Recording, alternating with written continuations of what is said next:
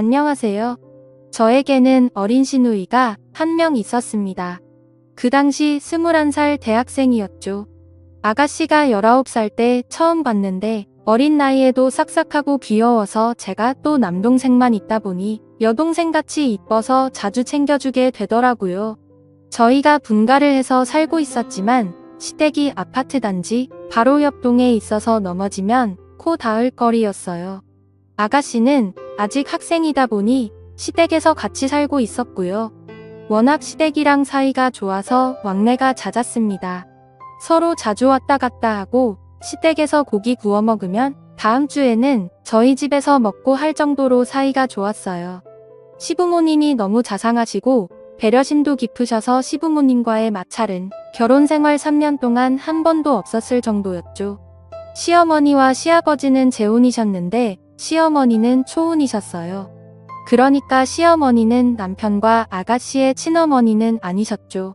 아버님과 20살이나 차이가 나셔서 저희들과 나이 차이가 많지 않으셨지만 사려 깊으시고 따뜻하셔서 제가 참 좋아했습니다. 그래서 저 퇴근하고 나면 불러서 밥도 같이 먹고 선물도 사주고 그렇게 잘 지내왔는데 아가씨가 대학생이 된 이후로 예전에는 안 하던 행동을 하고 그러는 것 같더군요. 제가 직장 다녀서 퇴근하고 집에 오면 저녁 7시쯤 됐어요. 신랑 퇴근은 더 늦었고요. 그래서 아침부터 저녁 7시까지 저희 집은 빈집이었죠. 저희 집 현관문 비밀번호는 원래 시어머님만 알고 계셨는데 어느 날 아가씨가 저희 집에서 저랑 밥을 먹고 나서 얼두고 갔다고 시어머님한테 저희 집 비밀번호를 물어봤었나 봐요. 그래서 아가씨도 저희 집 비밀번호를 알고 있었습니다.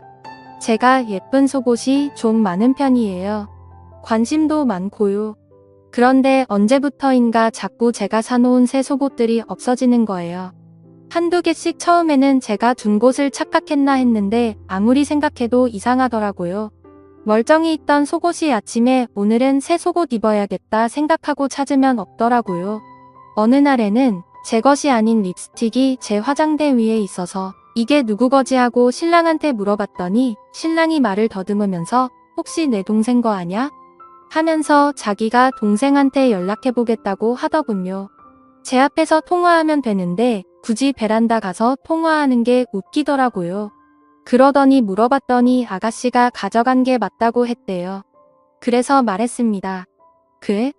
그런데 왜 우리 집 원방 화장대에 그걸 두고 갔대?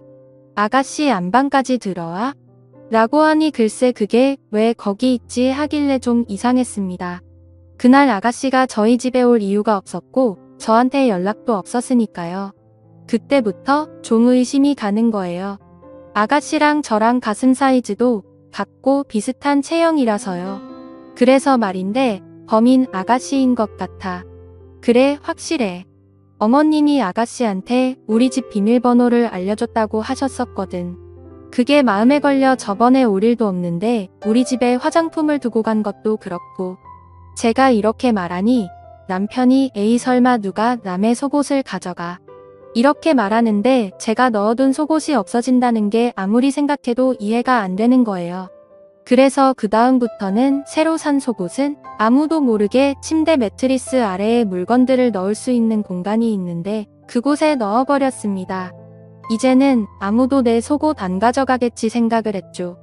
그런데 그 후로는 새 속옷이 아니라 제가 빨아놓은 속옷이 없어지는 거예요. 아침 출근하기 전에 빨래 널어놓고 가서 분명히 기억하는데 말이죠.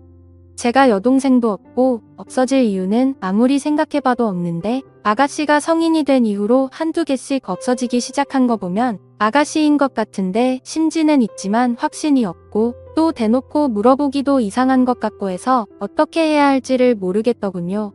제 친한 친구에게 고민 상담을 하니 아가씨랑 같이 쇼핑 가서 아가씨 속옷 하나 골라서 선물해주라고 그런 얘기하면 서로 껄끄러워지니 그렇게 해서 눈치 한번 줘보라고 하더라고요. 그래서 아가씨에게 다른 이야기 없이 다음날 속옷을 여러 개 선물해줬습니다. 없어진 속옷들이랑 비슷한 디자인으로 10세트나 샀어요. 아가씨 제가 속옷 사러 갔는데 너무 이쁜 게 많아서 아가씨 생각나서 하나 샀어요 하고 선물해주니 언니 생일도 아닌데 왜 속옷 선물이에요? 잘 입을게요. 고마워요 하면서 해맑게 받더라고요. 이제는 내 속옷 욕심내거나 훔쳐갈 일 없겠지 싶었는데 그 후로도 속옷 도둑의 소행은 멈추지 않았고 결국 저는 남편에게 금요일 저녁 퇴근 후 시댁에 가자고 했어요. 남편은 뭐 그런 일로 시댁까지 가냐고 난감해 하더라고요. 그래서 이건 심각한 거다. 일종의 경고를 할 필요가 있다고 말을 했습니다. 시댁에 가니 마침 아가씨도 안 나가고 집에 있어서 내심 잘됐다 생각이 들었습니다. 어머님께 이렇게 말했어요. 어머님 세상에 어쩌면 좋아요? 우리 아파트에 변태가 사는 것 같아요. 신랑 속옷은 그대로 있는데 제 것만 한두 개씩 없어지는 거 있죠. 얼마 전엔 빨래 널어놓은 것까지 훔쳐갔더라고요. 아무래도 신고해야겠죠. 무서워 죽겠어요. 아가씨나 어머님 같은 거는 없어진 거 없으세요? 조심하세요 하면서 태연하게 조근조근 얘기했네요. 그랬더니 아가씨가 아주 해맑은 표정으로 어머 언니 진짜 대박이다. 그런 변태 도둑 이야기 나도 들어본 것 같아요 라고 하더군요. 뻔뻔하단 생각이 들었습니다. 어머님이랑 아버님은 언제부터 없어졌냐고 새아가 조심하라고 신고부터 해야 하는 거 아니냐고 하시더라고요. 그러자 아가씨는 아니 엄마 뭘 신고까지 해? 증거 같은 것도 없고 새언니가 직접 변태를 만난 것도 아닌데 하더라고요. 그때 역시 범인은 아가씨였구나. 예전에는 마냥 귀엽고 여동생 같아서 잘 챙겨줬었는데 이런 일을 겪고 나니 얼굴을 마주보기도 좀 그렇더라고요. 화장품이나 향수 같은 걸 가져갔으면 그래도 덜 당황스러웠을 텐데 말이죠. 그로부터 일주일 정도는 아무 일 없이 잘 지냈어요. 그 일 덕분에 제가 퇴근하자마자 속옷을 확인하는 게 일이었거든요. 늘 집에 오면 속옷 하나하나 체크하면서 벗었는데 없어진 것도 없고 위치도 그대로라 이제 아가씨가 그러지 않는구나 생각했어요. 그때 시댁에 가서 말하길 잘했다 생각하고 있었죠. 그런데 그 다음 주말에 저 혼자 아기를 데리고 친정에서 하루 자고 밤늦게 우리 집에 도착했었거든요. 월요일 아침에 출근하려고 보니 화장대 화장품들의 위치가 어딘가 좀 낯설게 정돈되어 있는 거예요. 제가 기억력도 좋은 편에다가 정리도 칼같이 하거든요. 얼핏 보면 그대로인 것 같은데 한두 개 위치가 바뀌어 있더라고요. 좀 이상하다 생각하고 출근 준비를 하는데 느낌이 왠지 쎄한 거예요.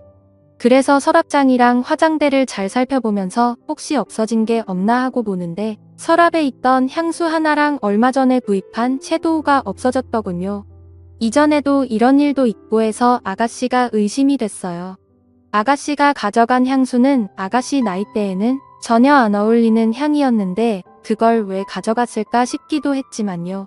진짜 머리가 하루 종일 아프더군요. 혹시 이번에는 화장품을 선물해줄까 싶어서 일부러 그런 건 아닐까 하는 생각마저도 들었어요. 철없는 나이라지만 이건 더 이상 제가 이해하고 넘길 수 있는 문제가 아닌 것 같더라고요. 친언니 거 가져가는 것도 아니고 피 하나 안 섞인 새언니인데 아무도 없는 저희 집에 와서 제 화장대에 앉아서 이것저것 발라보고 만져보고 그것도 모자라 가져가기까지 하고 상상만 해도 소름이 끼쳤어요. 그런데 문득 집에 남편이 있었는데 그걸 못 봤나 싶더라고요.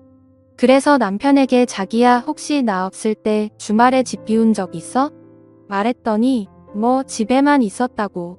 그럼 우리 집 안방에 누가 왔다 간 거 못 봤어? 내가 화장품이랑 향수가 없어졌어라고 했더니 갑자기 누나를 조금 굴리더니만 생각해보니까 내가 너 없을 때 잠깐 집 앞에서 밥 혼자 먹고 왔는데 그때 누가 왔다 간 거 아닐까라고 하더군요. 그러면서 인중을 긁는데 남편이 조금 이상했습니다. 남편이 보통 거짓말을 할 때 인중을 긁고 하는데요. 그날 회사 가서도 또 아가씨가 우리 집에 와 있진 않을까 또 몰래 와서 뭐라도 뒤져보진 않을까 남편이 왜 인중을 긁었을까 뭘 숨기고 있는 걸까 별별 생각이 들더군요. 그래서 일도 제대로 못했어요. 그리고 퇴근 후 집에 가서 어떻게 할 건지 1시간 동안 시나리오를 짜듯 머릿속에 다 그려놓고 아가씨에게 전화를 했습니다. 아가씨 지금 집이세요? 하고 물어보니 집이라더군요. 언니 왜요? 라고 묻길래 그냥 뭐 먹고 싶은 거 있냐고 물어봤더니 떡볶이가 먹고 싶다더군요. 그래서 배달 어플로 시댁에 떡볶이를 주문한 후 시댁으로 갔습니다. 시댁에 가서 없어진 제 물건들을 찾으려고 한다고 미리 말하면 아가씨가 제 물건들 다 들고 외출할 거 아니에요. 그럼 저만 이상한 여자 될 것 같아서 그렇게 말하지 않고 시댁에 간 거예요. 시댁에 도착하니 시어머니랑 아가씨가 TV를 보고 있더라고요. 긴히 드릴 말씀이 있다고 시어머니님께 말했습니다. 아가씨는 그냥 아무 생각 없이 옆에서 TV만 보고 있었고요. 어머님 이런 얘기 저도 고민 많이 하고 어떻게 얘기 꺼내야 할지 몰라서 한동안 저 혼자 속으로 그리고 있었는데요. 이렇게 말씀드리는 게 최선이라는 결론이 나와서요 라고 말했습니다. 시어머니는 제가 이렇게 진지하게 얘기 꺼낸 적도 없고 무슨 영문인지 모르시니 그래 무슨 얘기인지 몰라도 편하게 얘기해봐라 라고 하셨어요. 그래서 어머님한테 어머님 저번에 제가 드린 말씀 기억하세요? 제 속옷만 없어졌다는 얘기요. 사실 그때 속옷 없어진 날 누구 건지 모를 화장품이 제 안방 화장대에 있었어요. 그래서 아가씨한테 물어보니 아가씨 거라고 하더라고요. 제가 여기까지 말하니까 갑자기 옆에서 TV 보면서 배를 긋던 아가씨가 깜짝 놀라면서 언니 지금 무슨 말씀을 하시는 거예요? 제 화장품이 언니의 안방 화장대에 있었다고요? 라고 하는 겁니다. 그래서 제가 말했습니다. 아가씨가 저희 남편이 전화해서 물어보니 본인 거 맞다고 그날 말씀하셨잖아요 라고 하니 오빠한테 그런 일로 전화 온 적 없는데 무슨 말씀이세요 라고 하더군요. 그때까지만 해도 아가씨가 범인이라는 확신이 있었던 저는 그때부터 아가씨가 우리 집 물건들을 가져가는 범인인 걸로 알고 있었어요. 그래서 제 딴에는 아가씨한테 직접 말하기 껄끄러운 상황이고 서로 불편해질까 두려웠어요. 그래서 아가씨를 생각해서 서로 안 불편하게 이게 최선의 방법이란 생각으로 이쁜 속옷 직접 골라서 포장해서 선물해 준 거예요. 제가 이렇게 하면 아가씨가 다시는 안 그럴 거라 믿었거든요. 이렇게 말하니 갑자기 아가씨가 폭풍 같은 눈물을 흘리며 지금 무슨 말을 하는 거냐고 본인 진짜 억울하다고 하면서 새언니 진짜 좋게 봤는데 너무 하시네요. 누굴 지금 도둑으로 모는 거예요? 나 지금 너무 황당하고 어이없어요.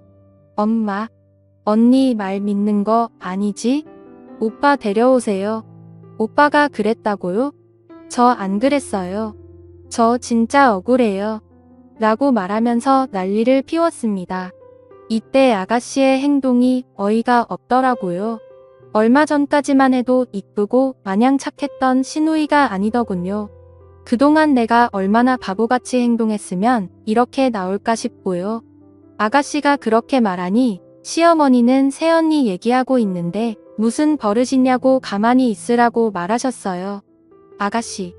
저는 사실 제가 이렇게 얘기하면 아가씨가 언니 미안하다고 철없는 생각으로 욕심에 서손댄 것 같다고 정말 미안하다고 이렇게 얘기할 줄 알았는데 정말 실망이네요.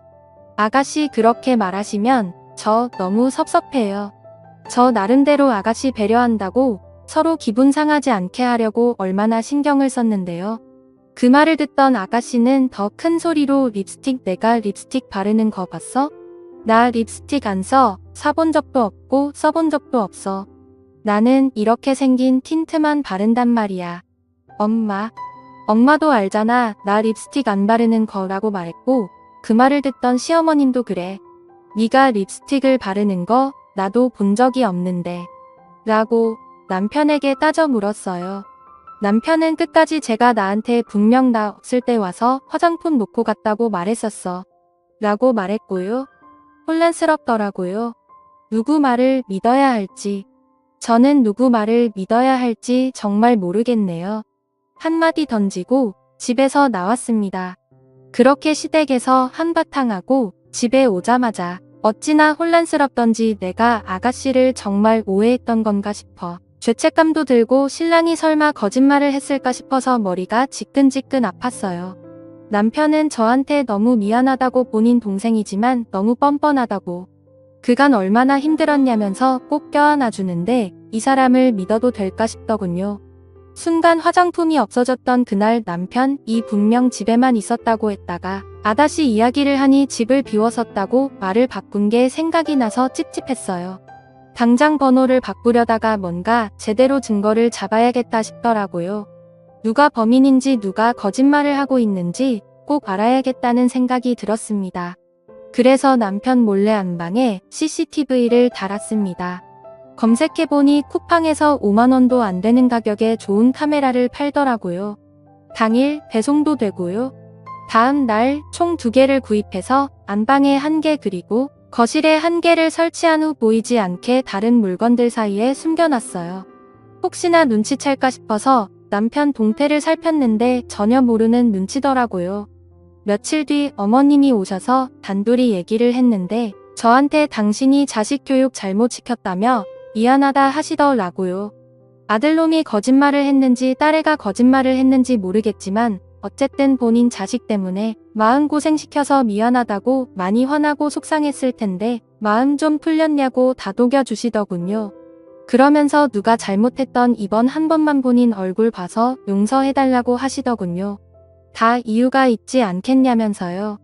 그때 본인 친자식들도 아닌데 이렇게까지 숙여서 말씀하시는 어머님이 참 대단하다 생각이 들더라고요. 저는 네. 라고 대답은 하면서도 어림없지라는 생각을 했어요. 어떻게 그냥 덮고 넘어가나요? 이리도 찝찝한데 카메라를 설치한 후 저는 거의 핸드폰 중독자처럼 핸드폰에 설치해 놓은 CCTV 어플만 바라보며 지냈습니다. 제가 생각해도 제 자신이 너무 웃겼어요. 심지어 남편과 밤에 안방에 둘이 누워있는데도 남편 몰래 그 화면을 볼 정도로 중독이 되어 있더라고요. 요즘 CCTV는 기능이 정말 많은데 소리나 움직임을 감지해서 문자를 보내주기도 하고 사람은 아무것도 보지 못하는 어두운 방안을 환하게 감지해서 보여주기도 해요. 또 소리도 생생하게 들리고 제가 마이크로 소리를 전달할 수도 있더군요. 이제 범인을 잡는 건 시간 문제다 싶었네요. 그런데 일주일이 지나도 2주가 지나도 주말에 제가 친정에 간다며 아이를 데리고 집을 비워도 아무 일도 일어나지 않았습니다. 남편은 제가 친정에 가 있는 동안 정말 집에서 혼자 배달음식 시켜 먹고 자고 TV 보고 뒹굴거리기만 했고 아가씨는 코빼기도 보이지 않았어요. 점점 지루해져서 저도 카메라에 집착하는 게 줄어들더라고요. 그리고 앞으로도 별일 없기를 속으로 얼마나 바랐는지 모릅니다. 그냥 별일 없이 하나의 에피소드로 좀 찝찝하긴 하지만 지나가길 희망했어요. 그러나 한 달 정도가 지난 후 결국 CCTV에 한 여자의 모습이 찍히면서부터 사건의 실마리가 잡히기 시작했습니다. 친정에서 아이를 데리고 놀고 있는데 갑자기 핸드폰 알림이 뜨더라고요. 움직임이랑 소리가 감지됐다고 그래서 바로 거실 CCTV를 켰는데 여자 뒷모습만 보이고 얼굴이 보이지 않았지만 아가씨 같았어요. 그 여자가 안방으로 들어가길래 옳다구나 드디어 걸려들었네 하고 두근거리는 가슴으로 화면을 지켜봤습니다. 그런데 그 장면을 보고 너무나도 충격을 먹었습니다. 그 여자 얼굴이 보이는데 그 여자는 바로 우리 시어머니였습니다. 그 여자가 안방에 들어가 안방 침대에 누워있던 남편에게 다가가더군요. 남편이란 놈은 익숙하다는 듯 두 팔을 벌리며 그 여자를 안았고 차마 입에도 올리기 더러운 짓을 했습니다. 정말 꿈을 꾸는 줄 알았어요. 이게 말이 되는 상황입니까? 현실적으로 가당키나 하나요? 현실을 인정하기 힘들어서 제 뺨을 여러 번 꼬집어보고 때려봤습니다. 하지만 이건 현실이었어요.